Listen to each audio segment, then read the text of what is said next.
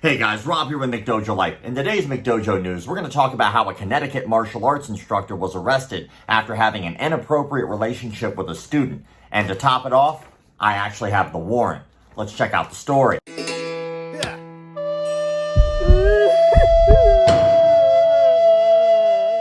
Cromwell, Connecticut police say Orest Markiv, a karate instructor at Impact Martial Arts, is accused of allegedly having a sexual relationship with a student when she was just 16 years old. In the arrest warrant, police said that during an interview, the teen said she and Markiv had sex on more than one occasion inside the karate studio, and more than once at her Cromwell home. She told investigators Markiv would come over to her home when her parents were gone, and the 32-year-old told her not to tell her parents about him visiting. Detectives say they discovered pictures of the two hugging and kissing and the victim wearing a robe marked Markiv's girl on the back. She told police that Markiv promised a future with him, and they discussed marriage for after she turned 18. They also, quote, picked out baby names for future children, according to the warrant. Police said Markiv is listed as an executive manager for the karate studio, which has locations in Cromwell and South Windsor. The allegations were brought to the attention of the police by the girl's mother, who was informed by another karate instructor who knew the girl's family and Markiv, according to the warrant.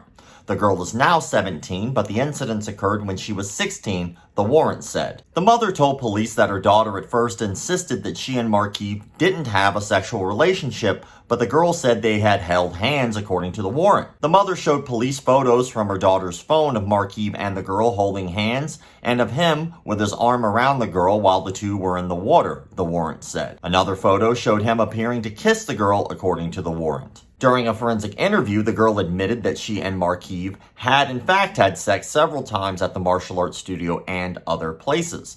They also discussed getting married when she was 18 and had picked out baby names for their future children. The girl told police that the last time she recalled she and Markiv having sex was in February.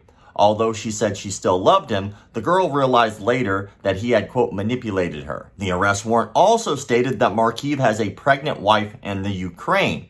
After discussing the allegations with his attorney, Markiv declined to speak with the police, according to the warrant. Markiv was charged with 2 counts of second-degree sexual assault and was released on $150,000 bail after his arraignment Wednesday at State Superior Court in Middletown, officials said. A judge issued a protective order in the case during the arraignment, court staff said. He is due back in court on May 9th. Let's unpack that and talk a little bit about what's in the warrant that isn't in the story. Now, I kind of want to dig a little bit more into detail about what was just covered, specifically about the gentleman who actually alerted the mom. You see, another martial arts instructor actually alerted the mom of his suspicions before she was even aware that anything was going on. I want to read this directly from the warrant. On March 13th of 2024, the Cromwell Police Department received a phone call from a Paul Manilli of Pennsylvania regarding an alleged inappropriate relationship between the juvenile and the accused. During a telephone interview with this agency, Manilli stated the following.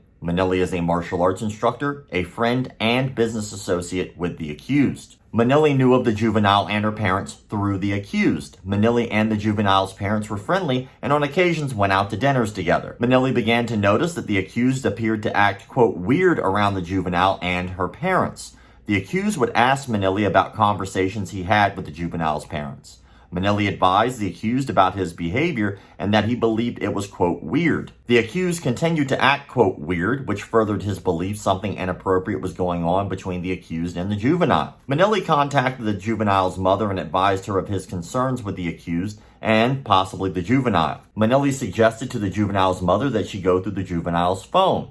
The juvenile's mother provided Manilli with photographs of the accused and the juvenile on the week of March 3rd through March 9th of 2024. Manilli reviewed the photos, which showed the accused and the juvenile holding hands, and he believed the accused had an inappropriate relationship with the juvenile. Manilli confronted the accused about the concerns of the alleged relationship between he and the juvenile.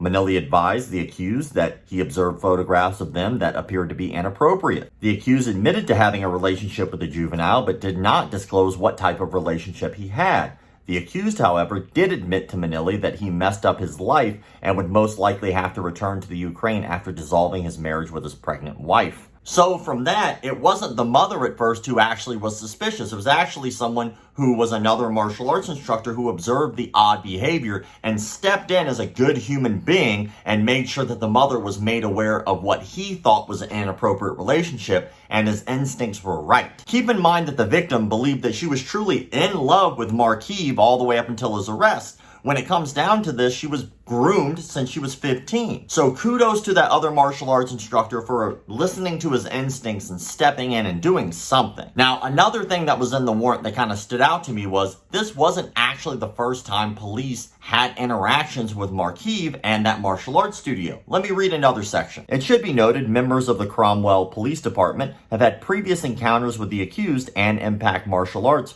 for alleged illegal dumping complaints, a motor vehicle crash, and community speaking events for the karate school. Another thing to note is inside the warrant as well, it states that the police station was actually visible from the martial arts school. So every time Markiv did anything inappropriate with this girl at that martial arts studio, he could see the police station was right there and interacted with the police often. The last thing I want to talk about here that's inside the warrant is a conversation between the mother and the victim where she indicates how he hid her name in his phone. The juvenile's mother indicated that she thought evidence of communications between the accused and the juvenile would be on the accused's phone under the contact name Tommy. The juvenile's mother explained how the juvenile advised her that the accused added the contact name Tommy as an alias for her whenever they communicated. The juvenile's mother stated that the juvenile witnessed the accused doing so in his phone. So apparently, in the victim's phone, he was just Markiv or whatever she labeled him in her phone. But apparently in his phone, he labeled her as Tommy. I'm not exactly sure how that makes it any better. I guess he was trying to obviously hide the relationship, but he named it Tommy. Like, that just seems creepy and odd to me for some reason that he would have all of these inappropriate conversations with her via phone.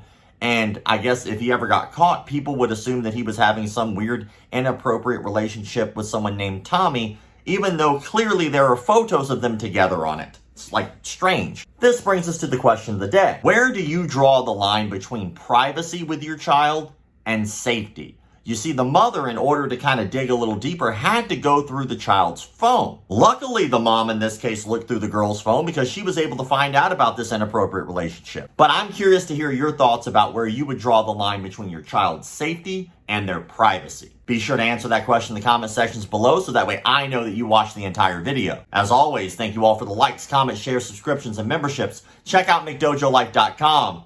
Keep the martial arts legit. My baby got robbed the other day by degenerates. So she wanted to learn some new form of this self-defense. So she did her research and perused it online and found this dude said he could move shit with his mind. He called himself Seafood Paul Zimmerman.